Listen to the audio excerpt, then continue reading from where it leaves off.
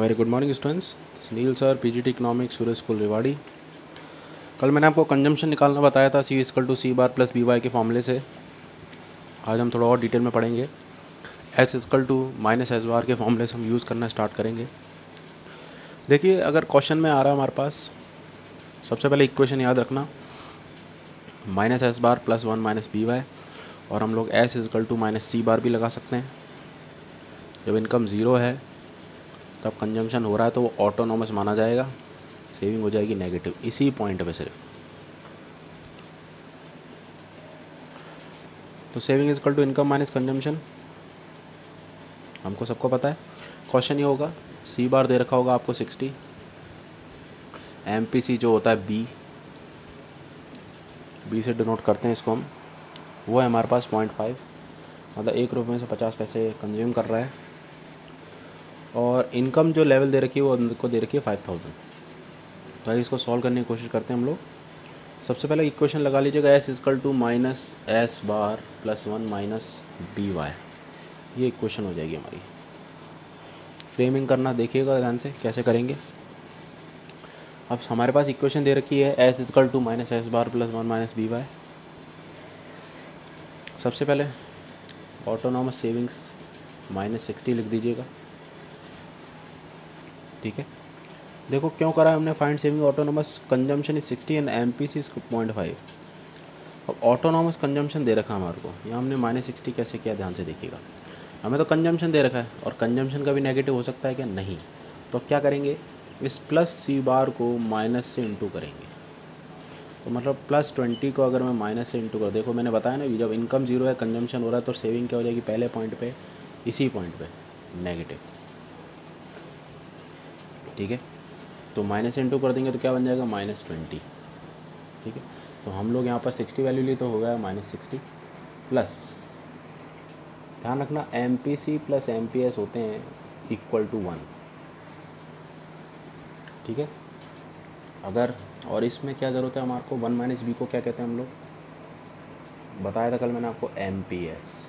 क्योंकि सेविंग में हमेशा 1 माइनस बी की ज़रूरत पड़ेगी, गलती से भी बी मत लिख देना, रॉन्ग हो जाएगा आंसर। तो एम पी एस निकालना, तो 1 माइनस एम पी सी क्या बचा, एम पी एस।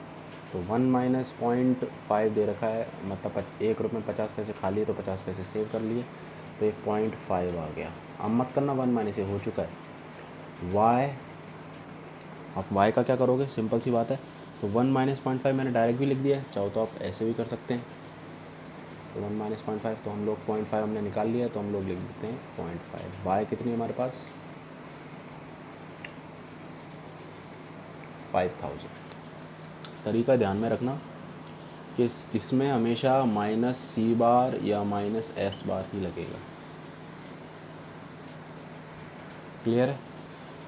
तो इसको +20 को या +60 को मुझे क्या करना पड़ेगा, माइनस इंटू करना पड़ेगा, तो क्या बन जाएगा, -60 बन जाएगा। तो कितना आ गया भाई, 2500 प्लस 60 माइनस का, कोई दिक्कत आएगी नहीं। अब आपको सेविंग आ जाएगी आपकी 2440। इस तरह सेविंग निकालते हैं। कंजम्पशन तो बहुत ईजी, बस सेविंग में थोड़ा प्लस माइनस का ध्यान रखना पड़ेगा, क्लियर है। एक और क्वेश्चन करा देता हूँ आपको मैं। देखिए, find saving autonomous consumption, autonomous consumption हमको दे रखा है, मान लीजिए 75, और एम पी सी दे रखी है इस बार और अच्छा क्वेश्चन है 0.6, ठीक है। 0.6 की हमारे को क्या दे रखी है, एम पी सी दे रखी है, और लेवल ऑफ इनकम दे रखा है हमारे को 1000। तो देखिए करके देखते हैं इसको कैसे करेंगे, ध्यान से देखिएगा। वही फॉर्मूला लगाएं आप, S equal to minus C बार लगा लें या माइनस एस बार लगा लें, इट्स अप टू यू। तो हम लोग माइनस एस बार लगा लेते हैं, plus 1 minus B why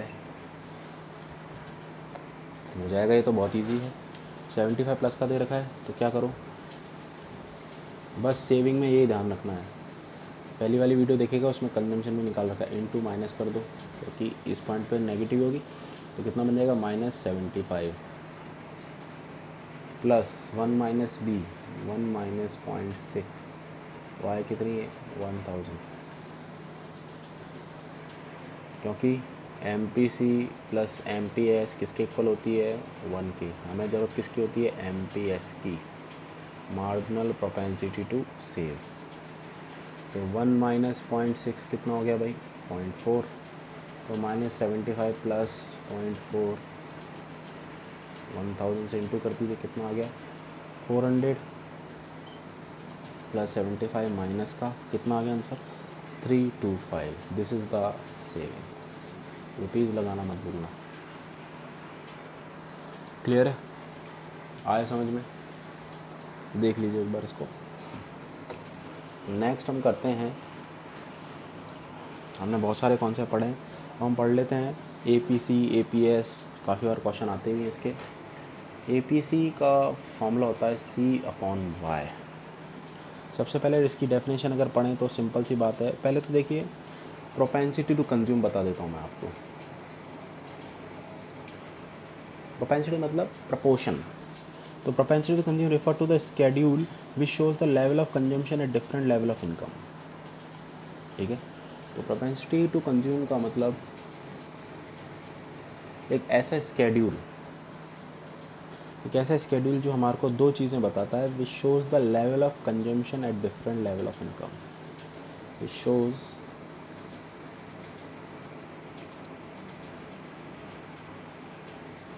the level of consumption या इनकम। ऑब्वियसली बात है, सबसे पहले प्रायोरिटी इनकम को नहीं देंगे, हम देंगे कंजम्पशन को एट डिफरेंट लेवल, क्योंकि नाम ही बता रहा है A P C, average propensity to consume, different levels of income. ये ध्यान में रखना, सबसे पहले कंजम्पशन को प्रायोरिटी देना। अभी प्रोपेंसिटी टू कंज्यूम के दो पार्ट होते हैं, पहला होता है ए पी सी, दूसरा होता है एम पी सी।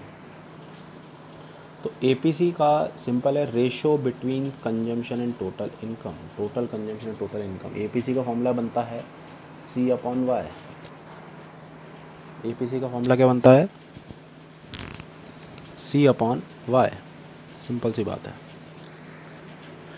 सबसे पहली चीज़ ध्यान रखना कि ए पी सी कैसे निकलेगी।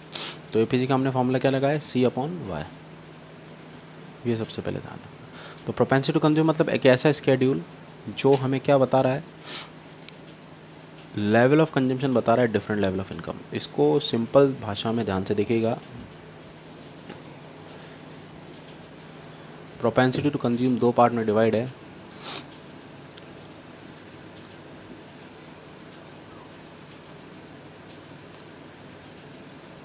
First is A P C, second is M P C. Average propensity to consume, नाम भी बता रहा हूँ सी अपॉन वाई। जिसने फॉर्मूला याद कर दिया डेफिनेशन अपने आप बन जाएगी। ठीक है, यहाँ पर delta C upon delta Y, यहाँ चेंज आएगा, यहाँ डेल्टा का खेल है। दोनों में डिफरेंस सिर्फ यही है कि भाई ए पी सी और एम पी सी में सिर्फ it is the ratio between change in consumption to change in income, simple सी बात है। यहाँ डेल्टा लग जाएगा, यहाँ सिंपल डेल्टा नहीं लगेगा। इसको करने के लिए सबसे पहला जो कॉन्सेप्ट मैं आपको बताना जा रहा हूँ, कुछ नहीं करना है, सिर्फ इनकम और कंजम्पशन का स्केड्यूल प्रिपेयर कर लेना।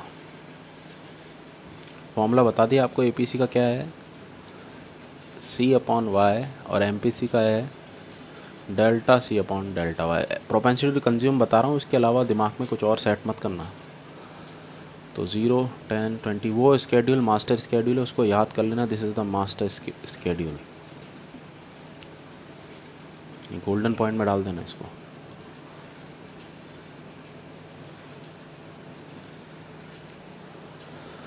अब सिंपल सी बात है, आप ए पी सी निकालेंगे तो ए पी सी के अंदर निकालने से पहले सबसे पहली बात ए पी सी का फॉर्मूला लगा दें आप सी अपॉन वाई।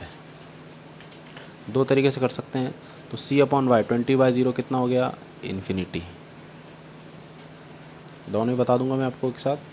20/0 कितना हो गया इन्फिनिटी, क्या आ जाएगा हमारे पास पहला। ठीक है, अब ध्यान से देखो, इनकम ज़्यादा है, कंजम्पशन भी बढ़ रहा है, इनकम भी बढ़ रही है। Income is lesser than consumption, consumption increase is कहाँ तक, सिर्फ यहाँ तक। Consumption increase more than the increase in income. दूसरा वाला क्या आएगा, लगाइए 25 को हम किससे डिवाइड कर देंगे 10 से।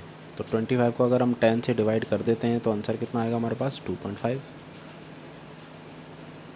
वाई अपॉन सी मत कर देना। उसके बाद हमारे पास अगर हमको निकालना है दूसरा, तो 30/20 करा तो कितना आ जाएगा 1.5। तो इसके बाद 35/30 कर देंगे तो कितना आ जाएगा हमारे पास 1.16। 40/40 कितना आ जाएगा 145। अब ध्यान रखना है यहाँ पर थोड़ा डिफरेंस है कि यहाँ पर कंजम्पशन हमारे पास कम होता जा रहा, इनकम बढ़ती जा रही है, तो 0.9 हो गया। तो कंक्लूज़न देखिए क्या निकल के आया है। कंक्लूज़न यही निकल के आया है कि यहाँ पर एपीसी को अगर हम सॉल्व करते हैं, जैसे एवरेज प्रोपेंसिटी टू कंज्यूम, तो एपीसी हमारे पास ग्रेटर देन 1 भी होता है। तो ग्रेटर देन 1 नज़र आ रहा है आपको, है देखिए 1 से ज़्यादा भी है। क्यों? कंजम्पशन ज़्यादा है किससे, इनकम से। तो ये ध्यान में रखना है। एपीसी ग्रेटर देन 1 हो सकता है क्या? बिल्कुल हो सकता है।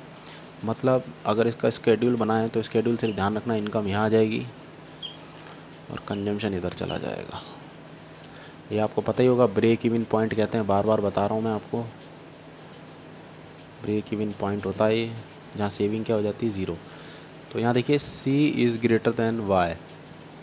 तो अगर हम लोग right of break even point देखें या left of break even point देखें, left of break even point, break even point के लेफ़्ट में देखें, तो एपीसी क्या होगी, ग्रेटर देन 1 होगी, क्योंकि कंजम्पशन इक्वल कब होगी पता ही होगा आपको, जब Y=C है ब्रेक इवन पॉइंट पे।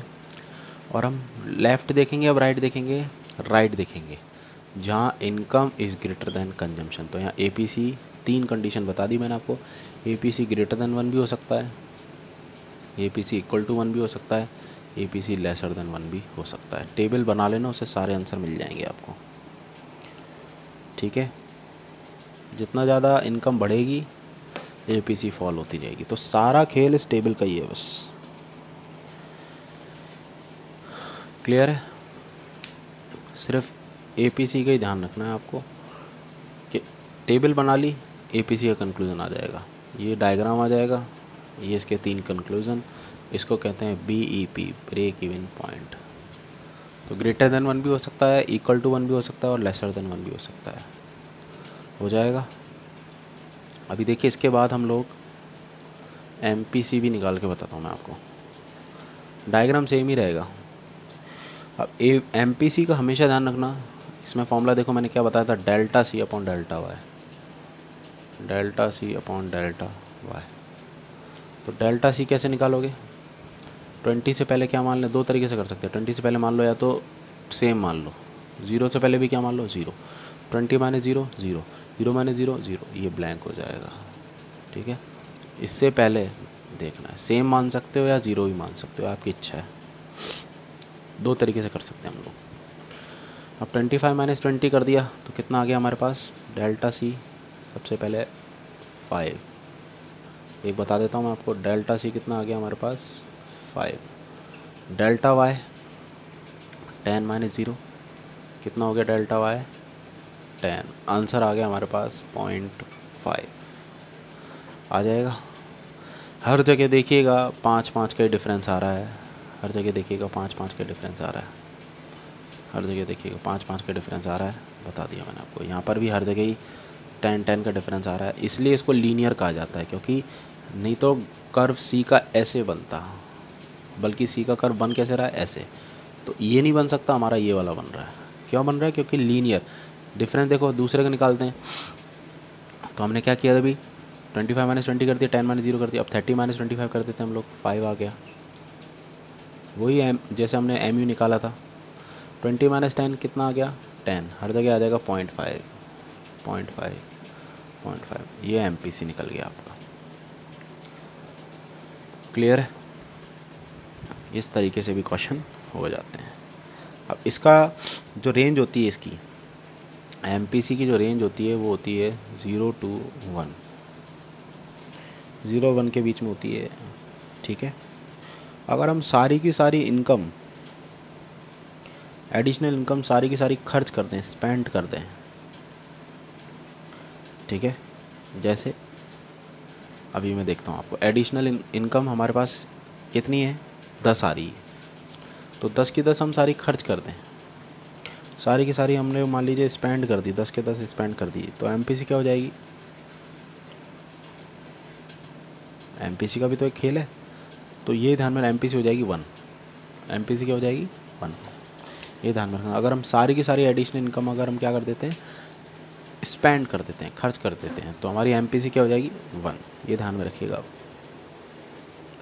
हाँ, तो गाइज मैं आपको ये बता रहा था कि अगर हम सारी की सारी एडिशनल इनकम, सबसे पहली बात तो इसकी रेंज मैंने आपको बताई दी थी, अभी 0 to 1 के बीच में है, सारी की सारी जो रेंज होती है एमपीसी की वो किसके बीच में होती है, मार्जिनल का मतलब एडिशनल होता है, हमेशा ध्यान रखना। तो एडिशनल चीज़ कभी नेगेटिव नहीं होगी, पहली बात तो हम देखते हैं, फॉर्मूला लगाते हैं, डेल्टा सी का फॉर्मूला क्या होता है, delta Y minus delta S. भाई कंजम्पशन का फॉर्मूला क्या होता है, वाई माइनस एस, तो डेल्टा लगा देंगे। तो मैंने आपको बताया एडिशनल इनकम इज स्पेंट, अगर क्वेश्चन आ जाए तो कैसे करोगे उसको सॉल्व। तो मान लीजिए हमारे पास एडिशनल इनकम कितनी आ रही, 10, और हमने सारी की सारी खर्च कर दी, सेविंग 0 कर दी, तो लगाओ फॉर्मूला एमपीसी को दोबारा से, delta C upon delta Y. Delta C कितना है 10, डेल्टा वाई कितना है 10, आंसर आ गया 1, हो गया ना, देखो प्रूफ।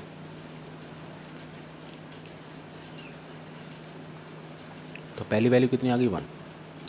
अब दूसरा है, जैसे मान लो if additional entire income is saved then delta C is equal to 0। देखो कैसे करोगे, डेल्टा सी का फॉर्मूला लगाओ वापस से, delta Y minus delta S, 10 हमारी एडिशनल इनकम है, और हम सारी की सारी क्या कर लेते हैं, अब सेव कर लेते हैं, 10 माइनस 10 कितना हो गया 0।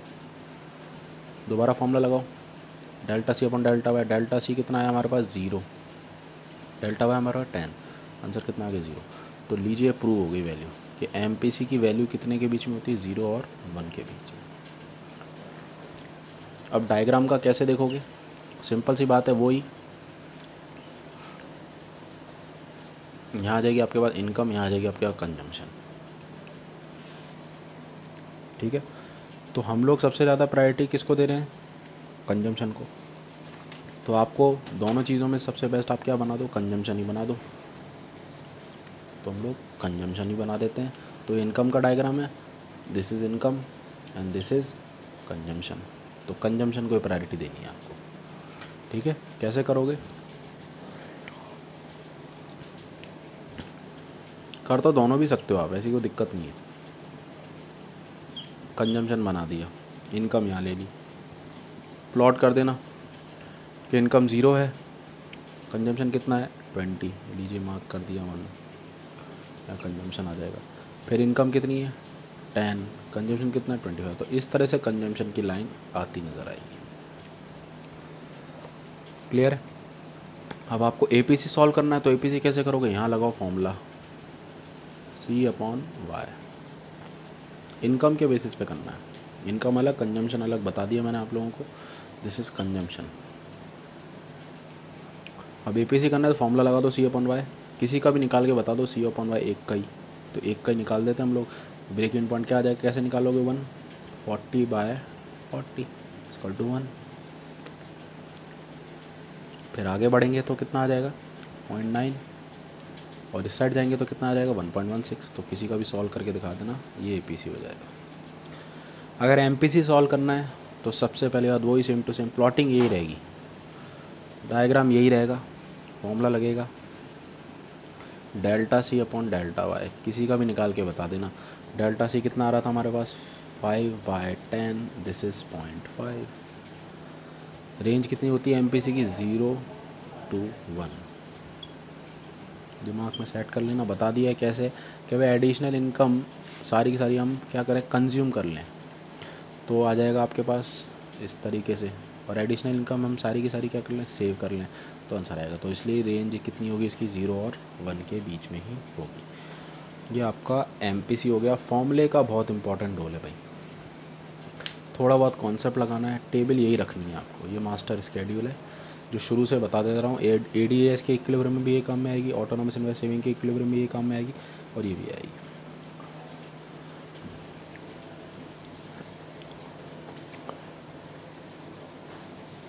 अब हम करेंगे प्रोपेंसिटी टू सेव। वहाँ प्रोपेंसिटी टू कंज्यूम था। और दूसरी चीज़ मैं बता दूँ आपको, क्वेश्चन अगर आपका एग्ज़ाम में आ जाए तो आपको एक साथ कर सकते हो, आप लोग एक साथ भी कर सकते हैं आप, AD और AS के। ये मेरे पास थोड़ा, मैं आपको दूसरी जगह बना के दिखा देता हूँ। इक्विलिब्रियम की कंडीशन दो ही है हमारी इकोनॉमी में कीन्स के अकॉर्डिंग। एक तो AD/AS इक्वल है, दिस इज Q ले लो आप, और यहाँ हमारे पास सेविंग और इन्वेस्टमेंट ले लेते हैं हम लोग।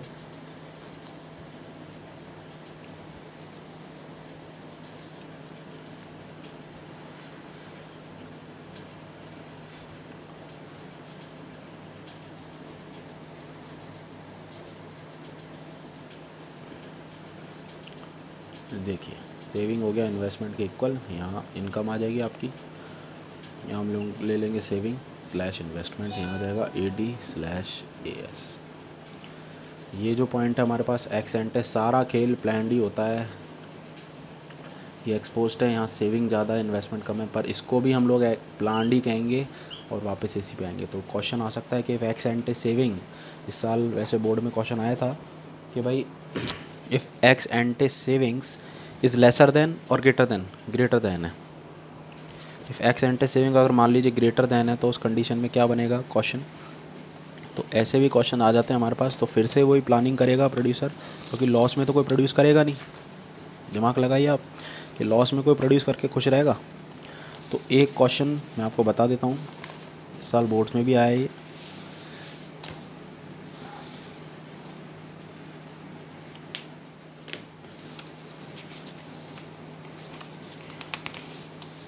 इस साल अगर आप बोर्ड का पेपर उठा के देखें, बाकी मैं बता देता हूँ आपको।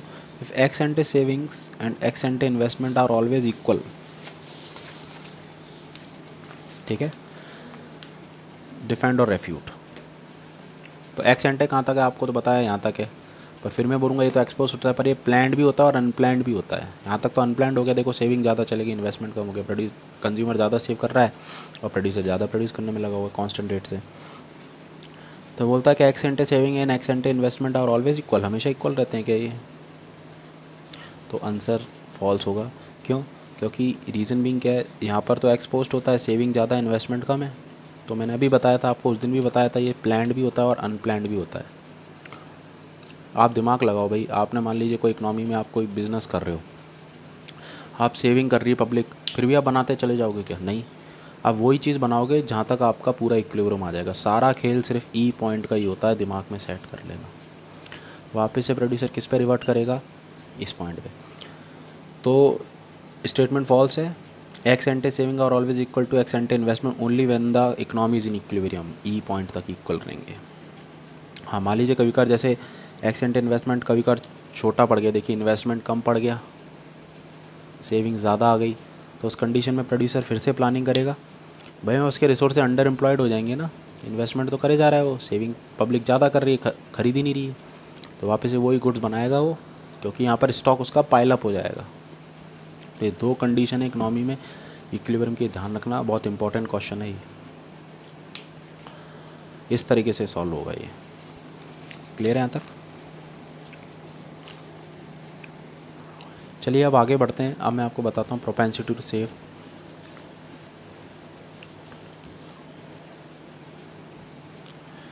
देखिए प्रोपेंसिटी टू सेव भी वही है, दो पार्टों में डिवाइड है।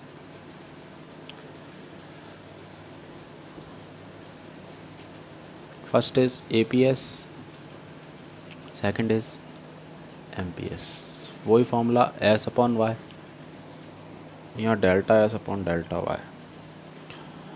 तो वही चीज़ बताऊंगा मैं आपको। Propensity to save refer to the schedule which shows the different level of savings at different level of income in an economy. और APS हमारा फॉर्मूले में बता रहा है आपको S/Y है, वही सेम टू सेम स्केड्यूल लगा दो। इस बार सेविंग की ज़्यादा ज़रूरत पड़ने वाली है। It is the ratio between total savings, total जोड़ना ज़रूरी है, या डेल्टा का कोई काम नहीं है। It is the ratio between additional saving to the additional income, ये ध्यान में रखना दोनों में। तो चेंज डालना बहुत ज़रूरी है, एडिशनल या चेंज भी कह सकते हैं। सेविंग्स निकाल लेते हैं, इनकम बिना स्केड्यूल के नहीं बनेगी बात, इसलिए स्केड्यूल बनाना बहुत ज़रूरी है। और स्केड्यूल दिमाग में सेट कर लो, रटने की कोई ज़रूरत नहीं है। तो कितना आ गया, -20, -15, -10, -5, 0, 5 और 10। ठीक है, क्लियर है। अब देखिए इसको करेंगे कैसे। पहले हम लोग APS ही निकाल लेते हैं और इसका स्केड्यूल तो बना लिया। डायग्राम में सिर्फ सेविंग की ही ज़रूरत पड़ेगी। तो this is the diagram of APS बनाने के लिए किसी भी पॉइंट पे आप APS यहाँ लिख दीजिएगा S/Y, किसी भी पॉइंट पे सॉल्व करके बना दीजिएगा। इनकम आएगी, यहाँ पूरे में आएगी आपकी savings. Y axis, this is X axis, पूरा प्लॉट करना पड़ेगा। तो आप क्या करेंगे, -20/20 कितना आ गया आंसर, -1। ये पहला हो गया आपका। आ रहा है ना समझ में। तो -20 को हम लोग +20 से डिवाइड करेंगे। तो 20 माइनस के हमारे पास और +20 हमारे पास हम डाल रहे हैं, तो क्या आंसर आ जाएगा हमारे पास, 1 आ जाएगा माइनस का। उसके बाद हम लोग 15 डिवाइडेड बाय 25 लगा रहे हैं। तो 15 हमारे पास दे रखा है, डिवाइडेड बाय 25 कितना है हमारे पास, ये रहा। तो 0.6 आ जाएगा हमारे पास माइनस का। इस तरीके से आप सारी चीज़ें निकाल सकते हैं। 0/40 हमारे पास 0 आ जाएगा। ठीक है, फिर उसके बाद हमारे पास सेविंग कितनी है हमारे पास, इसके बाद 50 पे 5 ये निकाली है सेविंग हमने, ध्यान रखना है चीज़ का, 0.11। फिर लास्ट हमारे पास क्या रहेगा, 10/50, क्या आ जाएगा अपना आंसर, 0.2।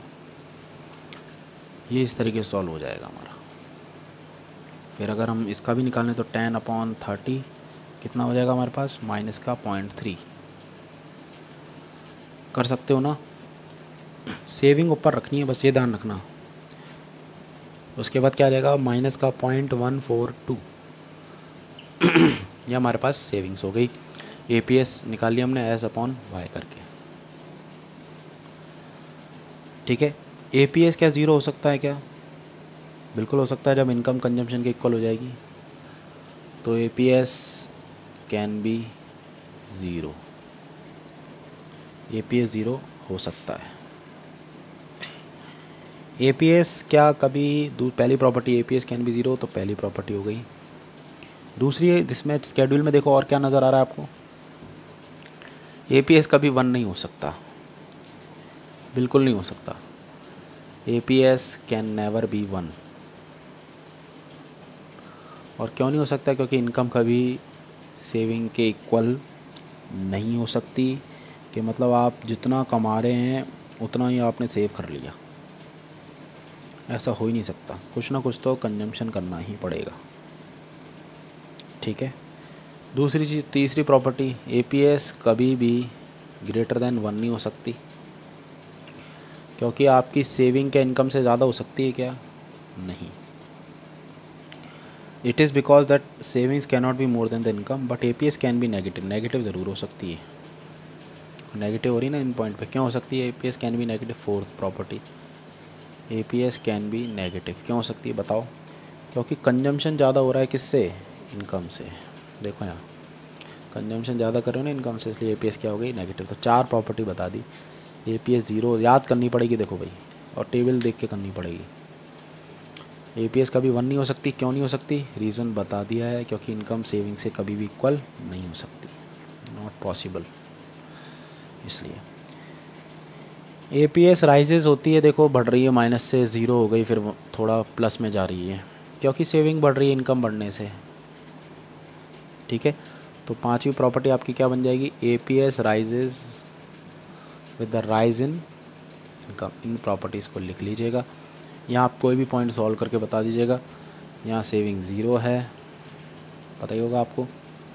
फिर 0.11 आप कैलकुलेट कर लेना, किसी पॉइंट पे कैलकुलेट करके बता देना बस। सेविंग इनकम के इक्वल वाली, ये डिस सेविंग है, नेगेटिव है, ये डिस सेविंग्स।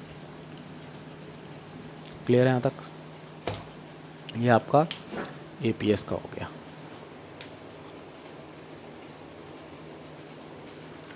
हाँ तो गाइज़ मैं ये बता रहा था आपको, इस तरह से हम एपीसी निकाल लेंगे और एपीएस निकाल लेंगे। एपीसी हमारा कंज्यूम में आता है और एपीएस हमारा आता है सेविंग्स में।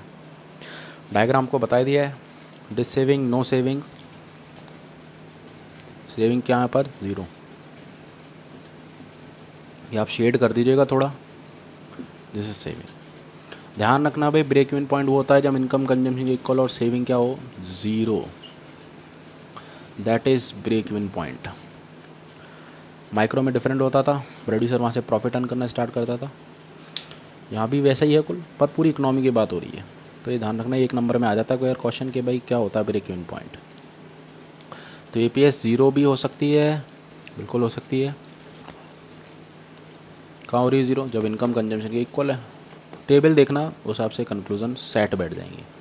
पहले टेबल देखना, सेविंग निकाल लेना, उसका कंजम्पशन, फिर ये अपने आप ही पॉइंट आ जाएंगे सारे के सारे। एपीएस कैन नेवर बी 1 नहीं हो सकती, इनकम सेविंग्स के कभी भी इक्वल नहीं हो सकती। देख लो कहीं भी नहीं हो रही। कंजम्पशन ज़रूर हो सकता है। एपीएस ग्रेटर देन 1 हो सकता है, जा सकता है ग्रेटर देन 1, पॉसिबल है, दिमाग लगाओ। नेवर, क्योंकि सेविंग्स कभी भी इनकम से ज़्यादा नहीं हो सकती, ध्यान रखना। यहाँ मैं लिख देता हूँ can never be more than 1, मतलब नहीं हो सकती। क्यों? क्योंकि सेविंग इनकम से ज़्यादा कभी नहीं हो सकती, ठीक है।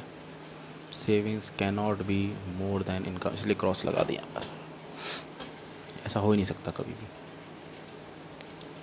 ठीक है। एपीएस नेगेटिव ज़रूर हो सकती है क्योंकि कंजम्पशन इनकम से ज़्यादा हो सकता है, बिल्कुल है। तो कुछ 4-5 property APS rises with rise in the income. तो देख लें यहाँ पे प्रॉपर्टीज़ को। अब हम एमपीएस निकालते हैं, मार्जिनल प्रोपेंसिटी टू सेव।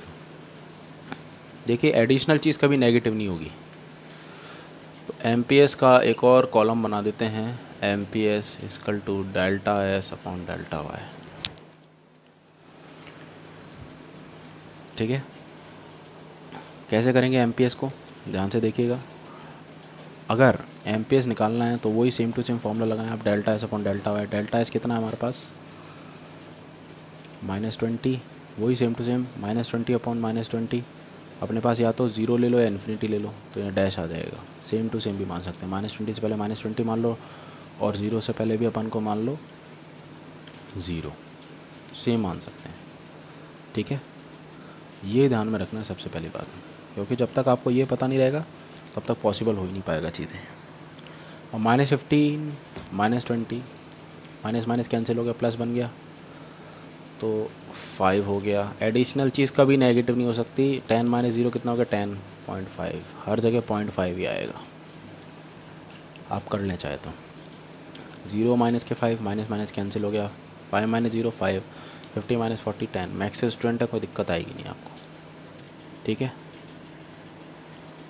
10 तक भी पढ़ रखी है आपने सबने मैक्स, तो यहाँ तक 0.5 आ जाएगा। डायग्राम सेम ही बनेगा, सेविंग का ही प्लॉटिंग करनी है इनकम के बेसिस पे, तो सेविंग की प्लॉटिंग कर दो इनकम के बेसिस पे, यहाँ सेविंग आ जाएगी। और किसी भी पॉइंट पे एमपीएस निकाल के बता दो, फॉर्मूला लगा दो delta S upon delta Y, तो 0.5 हर जगह आ रही होगी किसी पॉइंट को। सेम टू सेम जैसे एमपीसी की वैल्यू 0 से 1 के बीच में होती है, तो इसकी भी वैल्यू 0 to 1 के बीच में होती है। पहली प्रॉपर्टी इसकी, ध्यान से देखिएगा फीचर। एमपीएस का भी इक्वल टू 0 हो सकती है। दूसरी property, MPS will be equal to 0। कैसे करेंगे, delta S equal to delta Y minus delta C. उस टाइम हमने सेविंग्स पे ध्यान दिया था, कंजम्पशन पे। तो अगर हम एडिशनल इनकम सारी की सारी कंज्यूम कर लें तो 10 ले लेता हूँ एडिशनल मतलब चेंज। ये एडिशनल इनकम 10 सारी की सारी हमने क्या कर ली है इस बार, कंज्यूम कर ली। तो 10 - 10 कितना हो गया 0। तो लगाओ फॉर्मूला एमपीएस का, delta S upon delta Y. Delta S कितना आ रहा है हमारे पास 0, डेल्टा वाई हमारे पास कितना है 10, कितना आ गया आंसर 0। अब हम 1 को भी देख लेते हैं। एमपीएस का फॉर्मूला क्या होता है, delta S upon delta Y. अब सारी की सारी हमने पहले इनकम क्या कर ली, कंज्यूम कर ली। ये ध्यान रखना। अब हम सारी इनकम क्या कर लेते हैं, सेव कर लेते हैं। Additional delta Y minus delta C, मतलब पहले भी आप 10 रुपये आपने एडिशनल कमाए, 20 थे, आप 30 कमा लिए, 30 माइनस 20 10। अब सारी की सारी आपने क्या किया, एडिशनल सेम कंजम्पशन ही रखा। बोले पहले भी 5 का कंजम्पशन कर रहा हूँ, इस बार भी मैं 5 का ही कर रहा हूँ।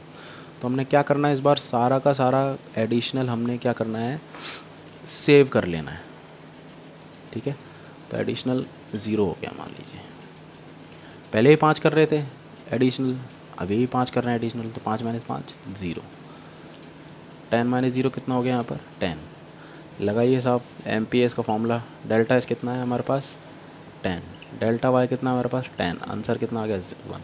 तो MPS की जो वैल्यू होती है वो 0 और 1 के बीच में होती है। और वो क्यों होती है मैंने बता दिया आपको, कि एडिशनल इनकम सारी की सारी हम कंज्यूम कर लें तब डेल्टा एस कितना हो जाएगा 0। सॉल्व करके बता दीजिएगा। इफ़ एडिशनल इनकम सारी की सारी हम क्या कर लें, सेव कर लें, तो यहाँ हमने सेव कर लिया। ये क्या हमारे पास डेल्टा एस, ये हमारे पास MPC MPS हो गया, ये ध्यान रखना। क्लियर है यहाँ पर, एक देख लीजिए एक बार आप, क्योंकि सबसे पहली चीज़ ये ध्यान में रखनी है आपको।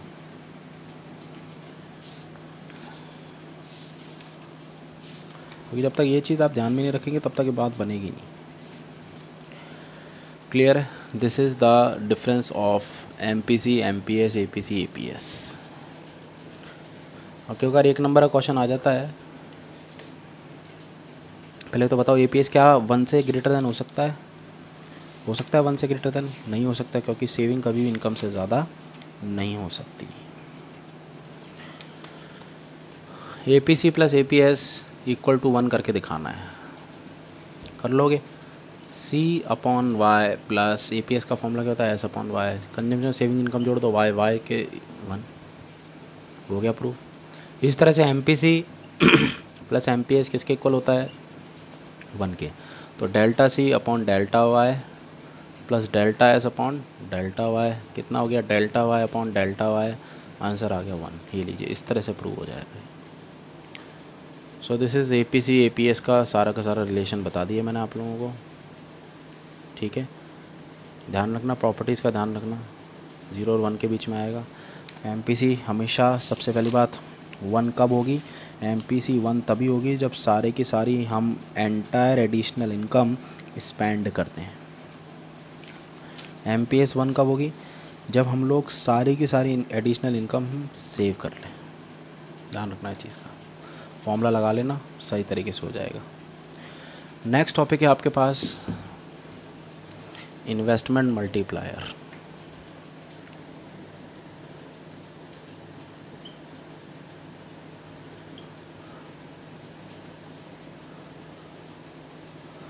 देखिए उस टाइम हमने पढ़ा था मनी मल्टीप्लायर, यहाँ लगाएंगे हम लोग इन्वेस्टमेंट मल्टीप्लायर।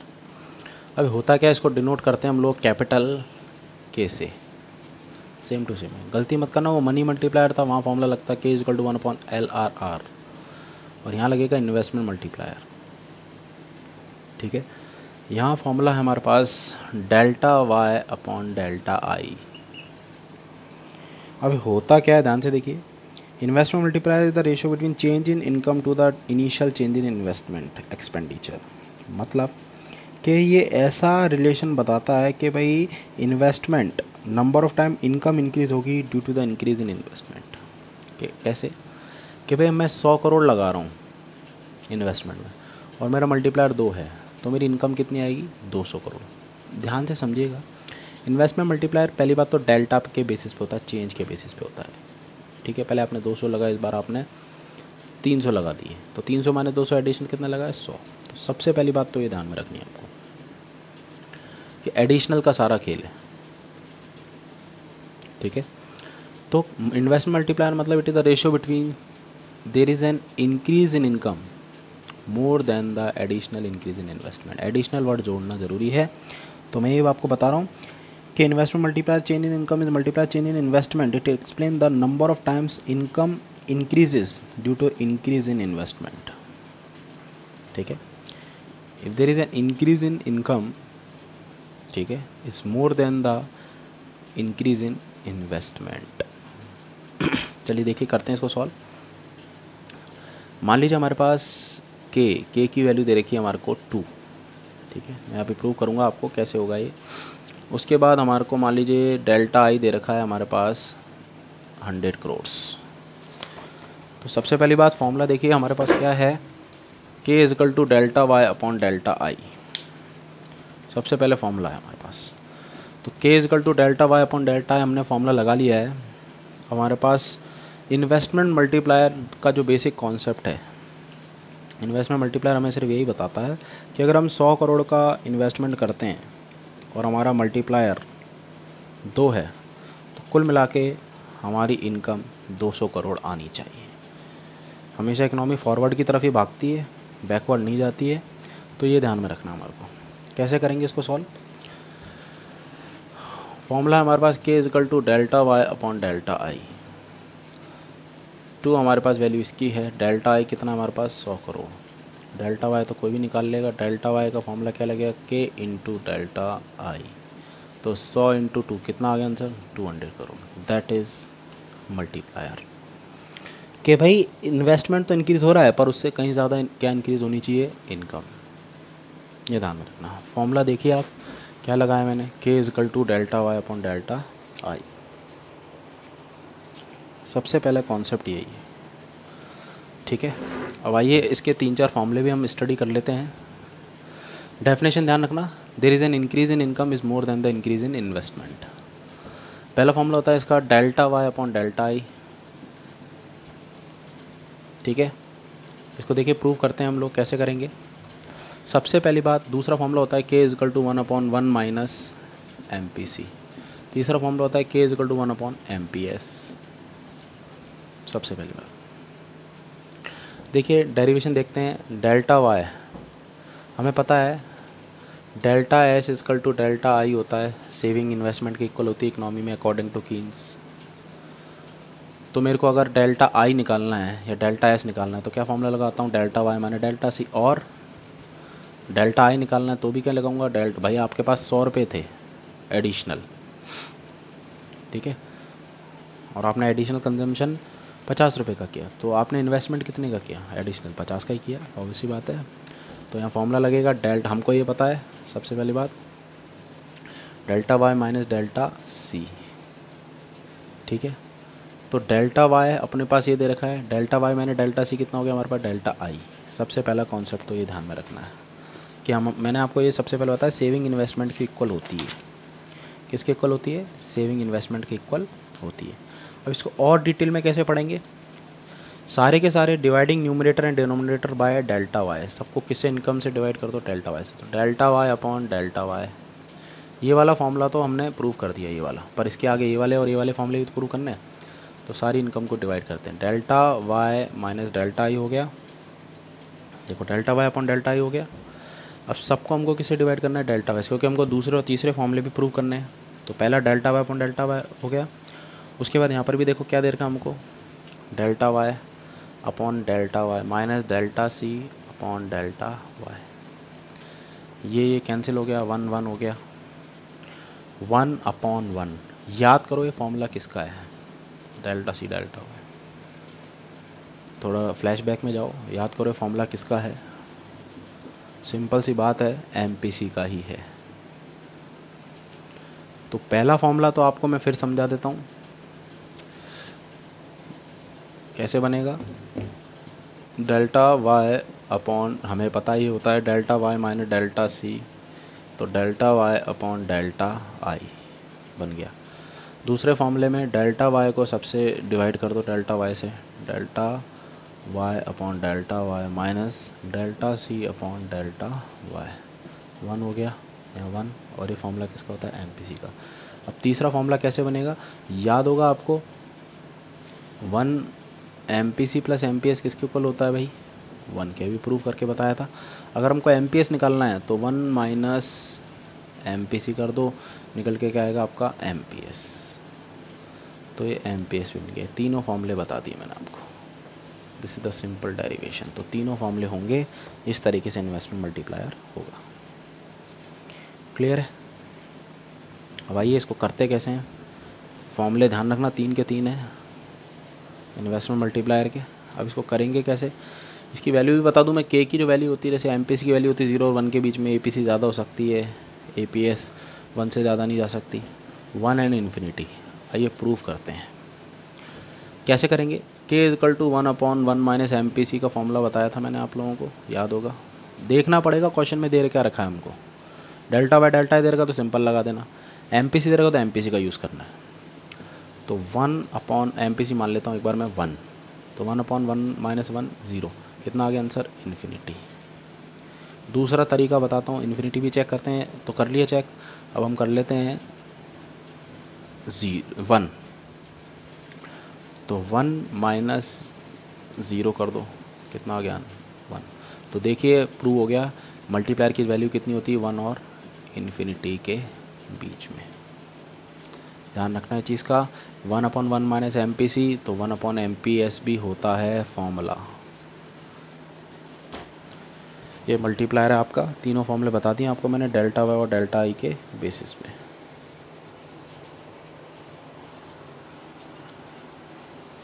क्लियर है यहाँ तक।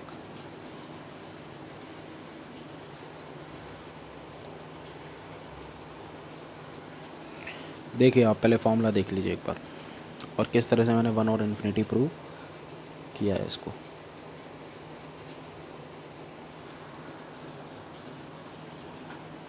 अब आइए एक आध क्वेश्चन कर लेते हैं। जैसे मान लो हमको मल्टीप्लायर की वैल्यू निकालनी है, फाइंड के को फाइंड आउट करना है, और एम पी सी दे रखा हमारे को 0.5। कैसे करोगे, सिंपल सी बात है, K equal to 1/1 minus M P C का फॉर्मूला लगाओ, 1/1 माइनस 0.5 करो, 1/0.5 करो, तो आंसर कितना आ गया 2। ये बन जाएगा आपका।